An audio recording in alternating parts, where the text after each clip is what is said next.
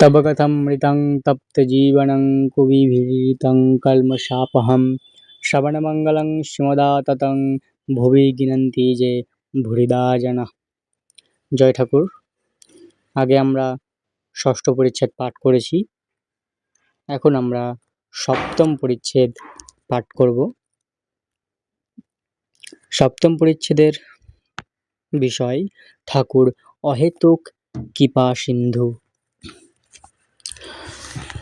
সকলে অবাক ও নিস্তব্ধ হইয়া এই সকল কথা শুনিতেছেন, যেমন সাক্ষাৎ বাগদত্তিনী শ্রীরামকৃষ্ণের জিহাতে অবতীর্ণ হইয়া বিদ্যাসাগরকে উপলক্ষ করিয়া জীবের মঙ্গলের জন্য কথা বলিতেছেন।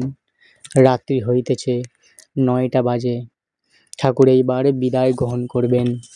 শ্রীরামকৃষ্ণ বিদ্যাসাগরের প্রতি: এ যা বললুম বলা বাহুল্য, আপনি সব জানেন, তবে খবর নাই। বরুণের ভাণ্ডারে কত কি রত্ন আছে, বরুণ রাজার খপ্পর নাই। বিদ্যাসাগর: তা আপনি বলতে পারেন।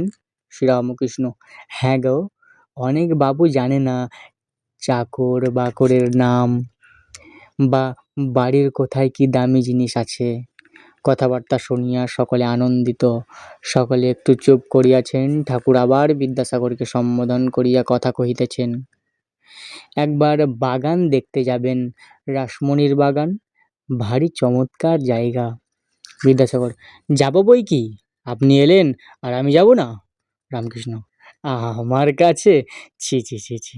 বিদ্যাসাগর: সে কি, এমন কথা বলছেন কেন? আমায় বুঝিয়ে দিন। রামকৃষ্ণ: আমরা জেলে ডিঙে, খাল বিল, আবার বড় নদীতেও যেতে পারি, কিন্তু আপনি জাহাজে কি জানি যেতে গিয়ে চড়ায় পাছে লেগে যায়। বিদ্যাসাগর সহাস্যবদন চুপ করিয়া আছেন। ঠাকুর হাসিতেছেন। শ্রীরামকৃষ্ণ: তার মধ্যে এই সময় জাহাজও যেতে পারে। বিদ্যাসাগর: হ্যাঁ, এটি বর্ষাকালে বটে। মাস্টার: নবানুরাগের বর্ষা, নবানুরাগের সময় মান অপমান বোধ থাকে না বটে। ঠাকুর গাত্রোত্থান করিলে ভক্ত সঙ্গে, বিদ্যাসাগর আত্মীয়গণ সঙ্গে দাঁড়াইয়াছেন। ঠাকুরকে গাড়িতে তুলিয়া দেবেন। শ্রীরামকৃষ্ণ এখনও দাঁড়িয়ে রয়েছেন। কেন? মূল মন্ত্র করে জপিতেছেন। জপিতে জপিতে ভাবাবিষ্ট হইয়াছেন। অহেতুক কৃপাসিন্ধু বুঝি যাইবার সময় মাহাত্ম্য বিদ্যাসাগরের আধ্যাত্মিক মঙ্গলের জন্য মার কাছে প্রার্থনা করিতেছেন।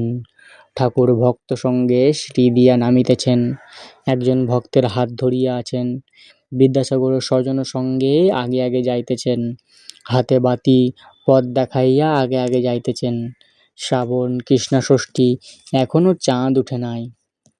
তমসাবৃত উদ্যান ভূমির মধ্য দিয়া সকলে বাতির ক্ষীণালোক লক্ষ্য করিয়া ফটকের দিকে আসিতেছেন। শ্রীরামকৃষ্ণ ভক্ত সঙ্গে ফটকের কাছে যাই পৌঁছলেন। সকলে একটি সুন্দর দৃশ্য দেখিয়া দাঁড়াইয়া পড়িল।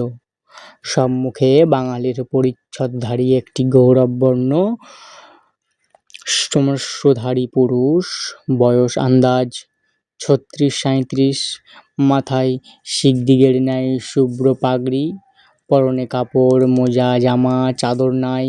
তাহারা দেখিলেন, পুরুষটি শ্রীরামকৃষ্ণকে দর্শন করিবা মাত্র মাটিতে উষ্মিনিষিত সমেত মস্তক অবলুণ্ঠিত করিয়া ভূমিষ্ঠ হইয়া রহিয়াছেন। তিনি দাঁড়াইলে ঠাকুর বলিলেন, বলরাম, তুমি এত রাত্রে? বলরাম: আমি অনেকক্ষণ এসেছি, এখানে দাঁড়িয়েছিলাম। রামকৃষ্ণ: ভেতরে কেন যাও নাই? বলরাম: আগে সকলে আপনার কথাবার্তা শুনছেন, মাঝে গিয়ে বিরক্ত করা। এই বলিয়া বলরাম হাসিতে লাগিলেন। ঠাকুর ভক্ত সঙ্গে গাড়িতে উঠিতেছেন। বিদ্যাসাগর মাস্টারের প্রতি মৃদুস্বরে: ভাড়া কি দেব? মাস্টার: আজ্ঞে না, ও হয়ে গেছে। বিদ্যাসাগর ও অন্যান্য সকলে ঠাকুরকে প্রণাম করিলেন। গাড়ি উত্তরাভিমুখে হাঁকাইয়া দিল। গাড়ি দক্ষিণেশ্বরে কালীবাড়িতে যাইবে। এখনও সকলে গাড়ির দিকে তাকাইয়া দাঁড়াইয়া আছেন।